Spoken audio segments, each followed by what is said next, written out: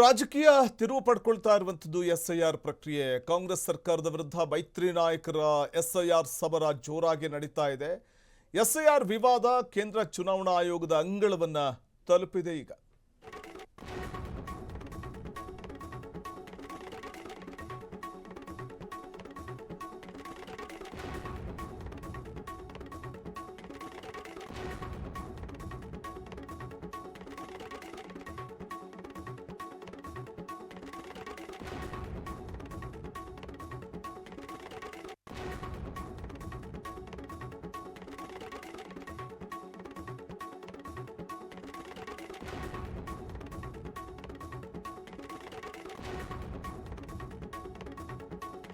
ಮೈತ್ರಿ ನಾಯಕರ ಎಸ್ಐಆರ್ ಸಮರ ಜೋರಾಗಿ ನಡೀತಾ ಇದೆ.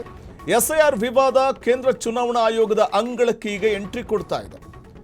ನಾಳೆ ಚುನಾವಣಾ ಆಯೋಗಕ್ಕೆ ಮೈತ್ರಿ ನಾಯಕರು ದೂರನ್ನ ಕೊಡಲಿದ್ದಾರೆ. ಕೇಂದ್ರ ಸಚಿವರಾದ ಪ್ರಹ್ಲಾದ್ ಜೋಶಿ, ಎಚ್.ಡಿ. ಕುಮಾರಸ್ವಾಮಿ ನೇತೃತ್ವದಲ್ಲಿ ದೂರನ್ನ ನೀಡಲಿದ್ದು, ಎಸ್ಐಆರ್ ಲೋಪಗಳ ಬಗ್ಗೆ ದಾಖಲೆಗಳೊಂದಿಗೆ ದೂರನ್ನ ಸಲ್ಲಿಕೆ ಮಾಡಲಿಕ್ಕೆ ಮುಂದಾಗಿದ್ದು, ಮನೆ ಮನೆಗೆ ತೆರಳದೆ ಎಸ್ಐಆರ್ ಪ್ರಕ್ರಿಯೆಯನ್ನ ಬಿಎಲ್ಒಗಳು ಮಾಡ್ತಾ ಇಲ್ಲ ಅನ್ನುವಂಥದ್ದು ಒಂದು ಕಡೆ ತೀವ್ರ ಚರ್ಚೆಗಡೆ ಮಾಡಿಕೊಡ್ತಾ ಇದೆ. ಇದು ಆಯೋಗದ ನಿಯಮಗಳನ್ನು ಗಾಳಿಗೆ ತೂರಲಾಗ್ತಾ ಇದೆ.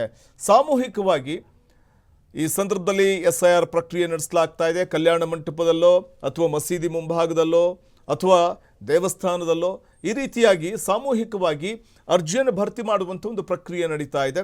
ಆದರೆ ಮನೆ ಮನೆಗೆ ಬಿಎಲ್ಒಗಳು ಹೋಗಿ ಅರ್ಜಿಯನ್ನು ಭರ್ತಿ ಮಾಡಬೇಕಾಗುತ್ತೆ. ಅದೆಲ್ಲೂ ಕೂಡ ಆಗ್ತಾ ಇಲ್ಲ. ಇದಕ್ಕೆ ಸಂಬಂಧಪಟ್ಟಂತೆ ಮೊದಲು ವಿರೋಧ ಪಕ್ಷದಲ್ಲಿ ದನಿ ಎತ್ತಿದೆ ಕೇಂದ್ರ ಸಚಿವರಾದ ಎಚ್.ಡಿ. ಕುಮಾರಸ್ವಾಮಿ ಅವರು.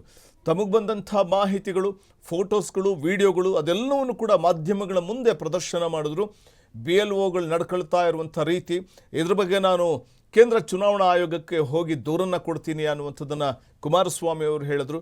ಆಗ ಲಘುಬಗನೆ ಎಚ್ಚೆತ್ತುಕೊಂಡಂಥ ಬಿಜೆಪಿ ತಾನೂ ಕೂಡ ಈ ಸಂದರ್ಭದಲ್ಲಿ ನಡೀತಾ ಇರುವಂಥ ಅಕ್ರಮದ ಕುರಿತಾಗಿ ದನಿಯನ್ನು ಎತ್ತು. ಅದರಲ್ಲೂ ಪ್ರಹ್ಲಾದ್ ಜೋಶಿ ಅವರು ಮೊದಲೇ ದನಿ ಎತ್ತಿದ್ರು. ನಡೀತಾ ಇರುವಂಥ ಅಕ್ರಮಗಳು, ಯಾಕಂದರೆ ಚುನಾವಣಾ ಆಯೋಗ ಹೇಳಿದಂತೆ ಕಟ್ಟುನಿಟ್ಟಾಗಿ ನಿಯಮಗಳ ಪಾಲನೆ ಆಗ್ತಾ ಇಲ್ಲ, ಹಾಗಾಗಿ ನಾನು ಚುನಾವಣಾ ಆಯೋಗಕ್ಕೆ ದೂರನ್ನು ಕೊಡ್ತೇನೆ ಅನ್ನುವಂಥ ಮಾತನ್ನು ಹೇಳಿರುವಂಥದ್ದು ಪ್ರಹ್ಲಾದ್ ಜೋಶಿ ಅವರು. ಇಲ್ಲಿ ನಾವು ಗಮನಿಸ್ತಾ ಹೋಗ್ಬೋದು, ಮಸೀದಿ, ದೇಗುಲ, ಕಲ್ಯಾಣ ಮಂಟಪದಲ್ಲಿ ಪ್ರಕ್ರಿಯೆಗಳು, ಈ ಒಂದು ಎಸ್ಐಆರ್ ಪ್ರಕ್ರಿಯೆ ನಡೀತಾ ಇರುವಂಥದ್ದನ್ನು ಕಾಣ್ಬೋದು. ಹಾಗಾಗಿ ಈ ಪ್ರಕ್ರಿಯೆ ರದ್ದುಪಡಿಸಬೇಕು ಅಂತ ಆಗ್ರಹಿಸಲಾಗ್ತಾ ಇದೆ. ಲೋಪ ಕಂಡುಬಂದ ಜಿಲ್ಲೆಗಳ ಡಿಸಿ ವಿರುದ್ಧ ಕ್ರಮವನ್ನು ಕೂಡ ತೆಗೆದುಕೊಳ್ಳಬೇಕು ಅನ್ನುವಂಥ ಒತ್ತಾಯ ಕೂಡ ಕೇಳಿಬರ್ತಿದೆ. ಮತ್ತಷ್ಟು ಸುದ್ದಿ